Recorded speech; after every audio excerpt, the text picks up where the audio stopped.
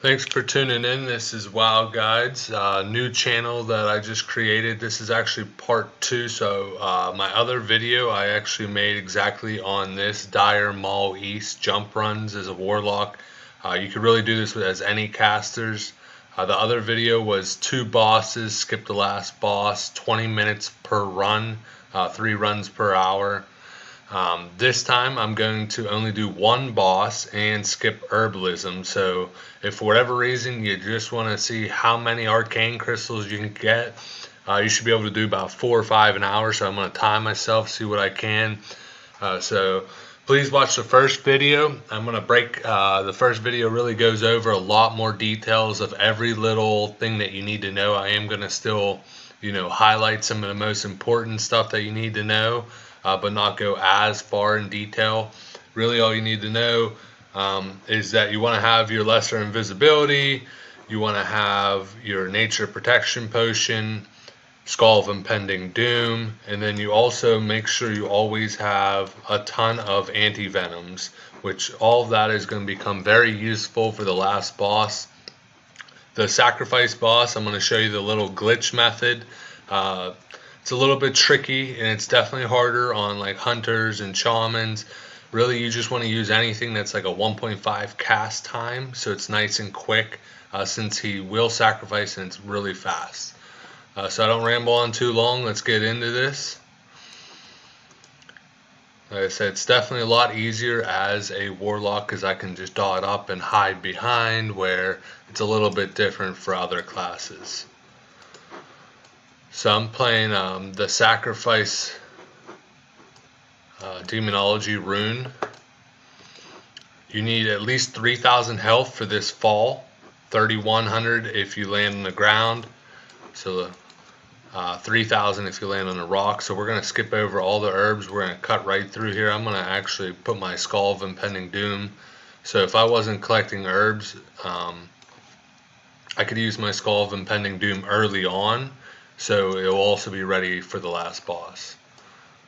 So I'm going to skip over all this stuff, and it really hurts me to tell you that I am skipping it because I really want that dream foil, but for the sake of timing myself. Now this could actually be just as fast on like a mage or anything like that, because there's paths that are going to be here. There's an invisible one here that comes through this hallway, and there's another one over here. There's one of them. So I'm going to enslave this one. Oh, this just ruined my time. So if you had that anti-venom, you could just hit this slow poison and it would just wipe that off right away. For whatever reason, I left it in the bank. I recorded both videos back to back. So actually, while it is slowed, I mean, I'm not going to lose any time anyway, so I might as well use my time to get Ghost Mushroom. But yeah, normally, like if I said, if you don't have Herbalism, I won't count that into the gold per hour or whatever. So the way this guy pats, he pats there, pats here, there, and back. So I want to wait till he goes over here, especially if I have something enslaved. If there was another invisible one, I could have them fight each other, and then let them kill each other. For any other class, like a mage or whatever, you're just going to, Frost Nova that, burn it down. Normally, I would clear that pact. I would kill Hydrospawn and then bring the sacrifice boss down here. But since I'm trying to do more of a time run to see how many of these you could really do in an hour, we're going to skip all that. So this is the only thing where, like, since I am doing more of a timed run, I'd have them fight each other. Ideally, I want the main guy that I'm fighting here to die just before the one I have enslaved, so then I could drop the enslave on the other guy and kill him, so it's nice and quick. That's why I say, like, for a mage, this one would already be bursted down. Like, you could probably burst these faster. Like, I don't want to do too much damage because I want their health equal, and then also at the same time I don't want to pull aggro, because as a warlock, these guys are a little bit more harder to deal with in open areas, because it's not like I can just fear him, like they get feared in everything. Just some stuff from the other video though, like if I did have more time, There's usually a chest over here. I enslave this guy, hellfire them and kill that, get the chest. Everything's just extra gold. These guys drop good greens. They'll drop fell cloth. I've got one of the Librams of focus off them. Goes for 100 gold on my server. So even though they do take a little bit of time, they are worth it as far as money wise. So there's another Pat, invisible guy that comes through here. There he is. So normally I would have dropped him and already killed him, but I had a feeling this guy's going to be here too. See, I put this dot on too early. I'm probably going to rip aggro, which is not good.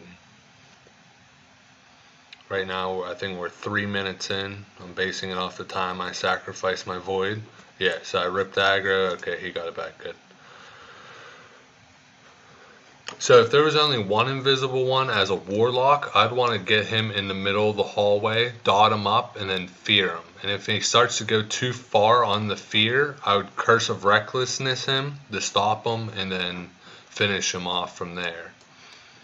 It's nice when you have two of them, you let them fight. Okay, so he's at 1,000 health. I want this one to die first. It's not looking like that, but that's alright. So I'll dot one, dot the other.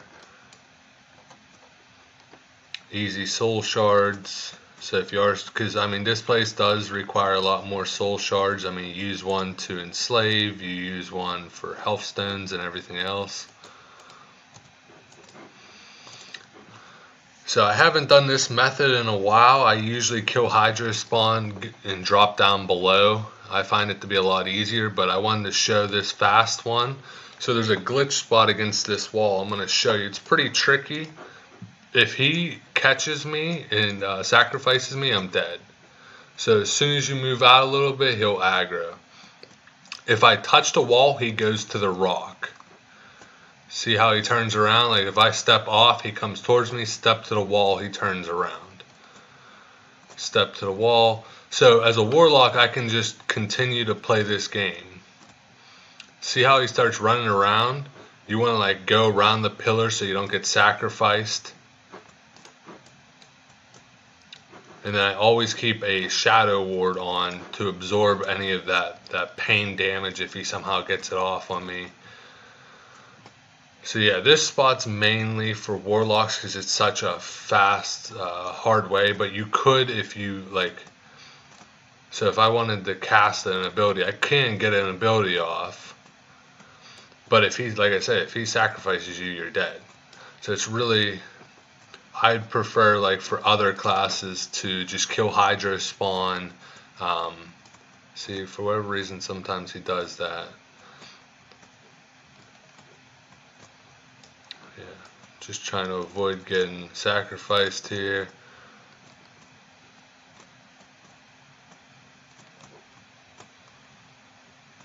So as a regular class, I'd come out here, I'd cast an ability like a mage or something. Like I said, you want it to be a fast cast. Hunter, you could just poke out, shoot them. Shamans, maybe totems, other stuff like that. Anything instant is obviously the best.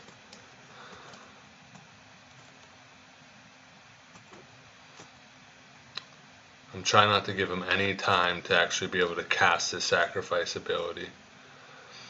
It took me about 20 tries of doing this because, like I said, as a warlock I could just literally let my dots, see, as long as I stand against the wall I'm not going to get sacrificed. As a warlock I could literally just cast my Curse of Doom and do this forever, but as far as time wise it takes too long, so I like to try to get some immolates in there and things of that sort, but until you get more comfortable I wouldn't even attempt it. Yeah, once you're behind the pillar, you're not going to get sacrificed. But as you see, every time I step against, he runs back to the rock. You want to get back off the wall before he actually turns around. Like, if I stay here, he'll run to the rock, turn around, and that's how he like comes around the pillar. You don't want him to do that because there is that split second he can sacrifice you. So like, I would want to cast ability there. Like here. Oh, that's close. It's such a fast, that's why I'd rather go a little bit slower and not do this. Because if you die once or twice, I mean, how many runs are you really doing in an hour at that point? So at this point, I'm not even going to try to cast anything. He's too low. I'm not even going to risk it. I just want to end this run.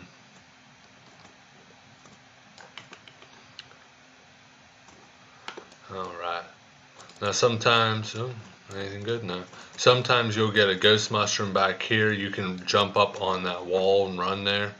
So I'm going to, for this sake of the video, since I'm skipping everything, I'm running back. So now that he's dead, I have access to the final boss. So I'm 8 minutes in, looking like this might be a 15, I want to say about a 15-minute run. So, I didn't even realize I didn't have my regular offhand on. This is where you want to switch to your Skull of Impending Doom. Use your nature protection potion because you're going to need it, and you want it to be off cooldown in case you need a potion by then. Be very careful with the paths coming through. If you gotta wait a couple seconds, let them go by. It's kind of risky what I just did there. Like I said, you have to be mining here, otherwise, I mean, there's really no point. That's the whole point of this place. So if you're ever stuck between the paths, if you come where these lashers are, directly across from them is a safe spot here. So I'll just sit here, let this guy pat. So you have a safe spot among the tree where like you dropped in on that rock, the tree's right here. Safe spot across those little lashers. And then safe spot like where I actually talked to the big guy at. Between those other trees are also a safe spot.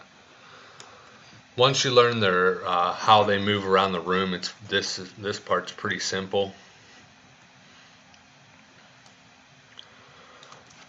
So there's a couple different methods for the final boss. I'll show you the way I personally like to do it. I think it's the easiest way to go. The only difference is I don't have my anti-venom.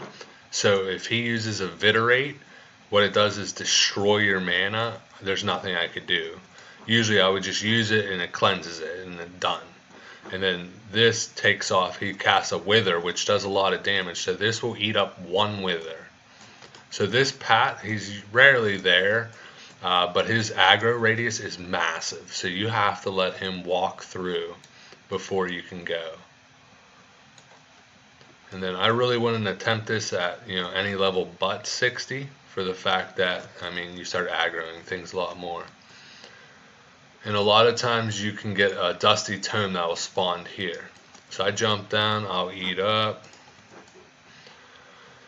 And if you see when I jump down, I didn't jump. If you stand across this rock, he will aggro. I come a little bit to the west of it, eat up. Now, if there was a Dusty Tome here, I'd wait till he's at this distance and creep up, and you could get it without aggroing him. But if you stand there too long, he eventually aggros. So I'm going to pull him with 2 Shadow Bolts and a Curse of Doom.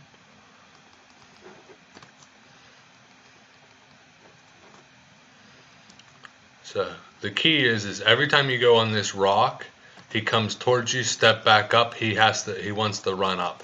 So you want to, like, while he's in this form, you want to just basically jump between the rock and there to keep him at max distance.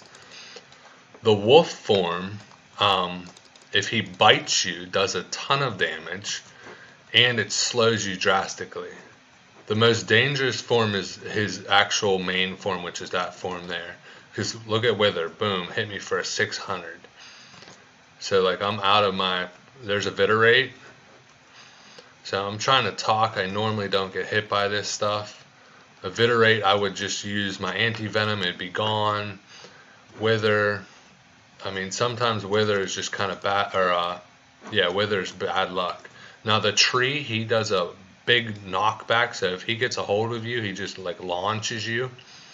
Doesn't do too much damage, it's more of annoying. See, there it is. Oh, look at that.